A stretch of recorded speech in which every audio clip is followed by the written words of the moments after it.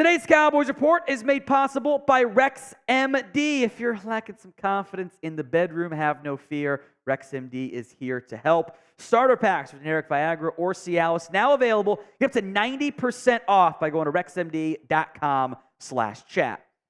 Let's talk about the Cowboys' offensive line. It has not been bad. They have survived in part because of a very quick strike passing game, But there have been injury issues. Now, your starting offensive line is you have to play a game together in like 2 years, something ridiculous. Tyler Smith's a bit banged up. The hope is he's going to get a limited day of practice in on Wednesday. We'll see. Chuma Adoga, hyperextended elbow. Zach Martin rolled his ankle. You should get Matt Let's-Go back at some point, but he's going to be out at least 2 more games. You're running out of free promotions for Brock Hoffman. You're getting a little bit thin from that perspective. I am still a little bit anxious about the offensive line. They've done a very good job with what's been asked of them, but there will be games they're going to have to sit back there and pass protect with the opposing team knowing a pass is coming. That hasn't really happened, at least it's not at the same level as what other teams have faced. So, some offensive line targets for the Dallas Cowboys to consider in free agency. We're going to begin with La'el Collins because, of course, right, a non-credible account claiming that the Cowboys and Collins are going to have contact, which they very well might. That also might be La'el Collins reaching out to teams saying, hey, here's when I'll be good to go. Collins, the issue is, does not help you right now. He is not healthy. I think he needs a month-ish, maybe 3 weeks now on the pot if you're lucky, to get healthy to be able to play. He has not been ready to go yet. Now, he was still solid in Cincinnati. Of the available offensive line options, if healthy, he is by far the best one available for the Dallas Cowboys, but he's also not healthy. If you want to sign Collins, I would not say no to the practice squad. I think that would be a very simple, easy thing to do if you wanted to go that route, but Collins has not been healthy. The hip has caused issues. I'm not banking on him being a solution to anything beyond emergency insurance. And even then, I don't love it from that perspective. So we'll have to wait and see on that front.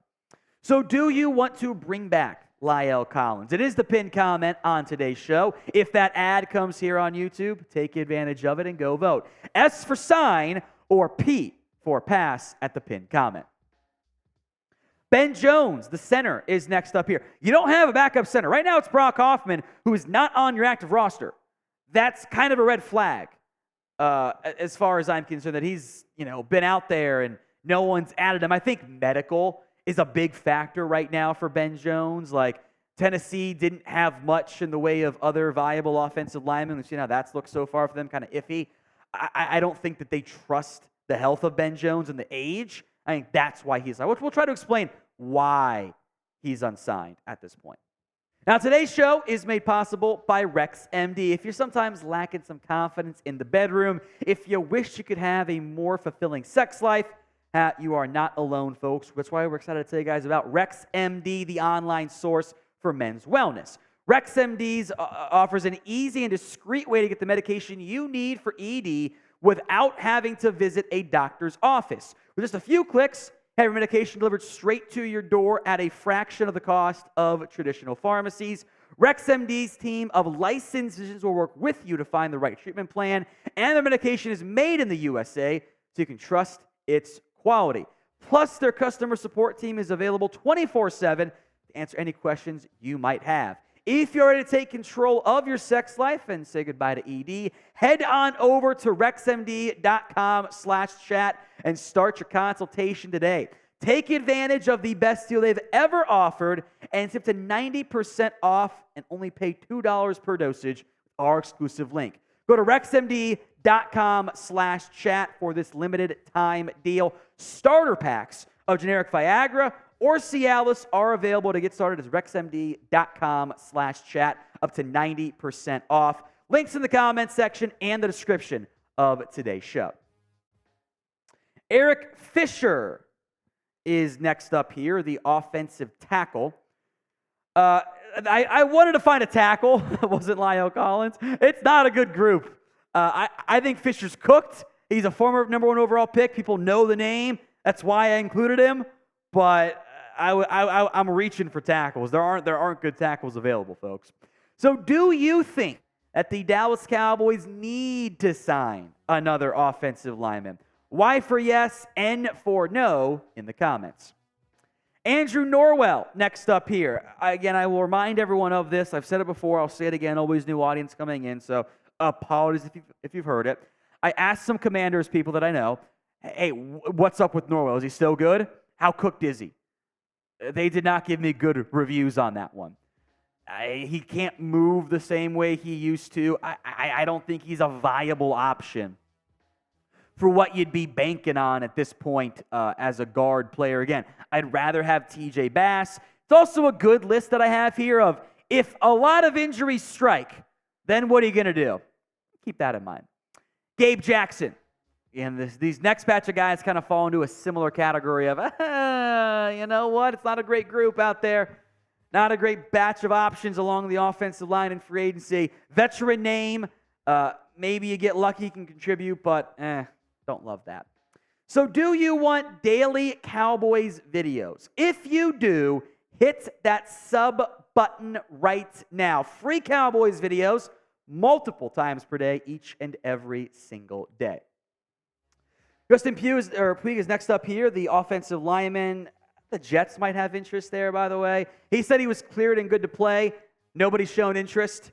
That's probably because the play wasn't that great before the injury. Dennis Kelly, again, trying to find tackle options for you guys. Swing tackle option.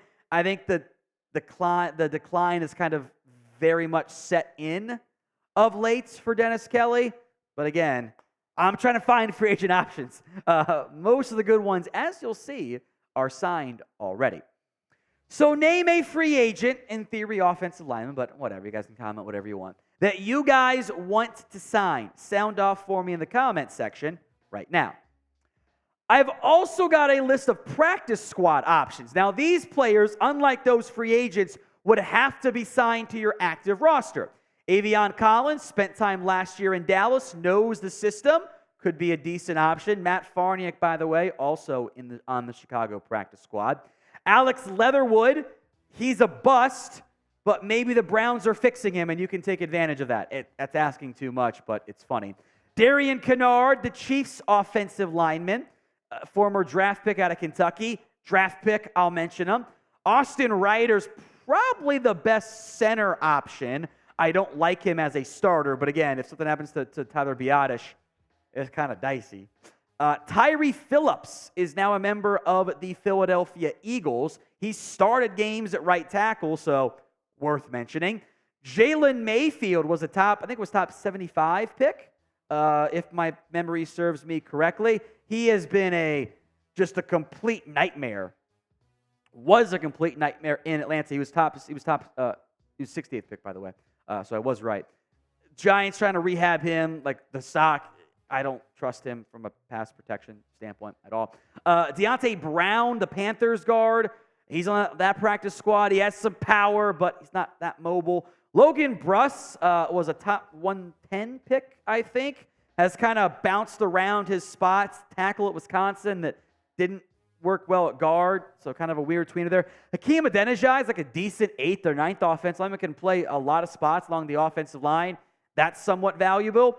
And I'll mention Jason Peters as well. He is on the Seahawks practice squad. The plan is for him to be a game day call-up guy and then a full-time player amid injuries. So just like the Cowboys kind of did last year. So I wouldn't bank too much on that. But you could always go poach him. Promise in a roster spot. Practice squad only for now. 4 players, by the way, are on the Cowboys practice squad. Brock Hoffman has one more call-up left, then you're out of those. Earl Bostic, Alex Taylor, and Sean Harlow. There's one interior guy there, Hoffman, I guess 2 if you want to count Harlow. 2 tackles, no tried and true guards necessarily, so you're a little bit thin since you're running low on Hoffman at game day call-ups already.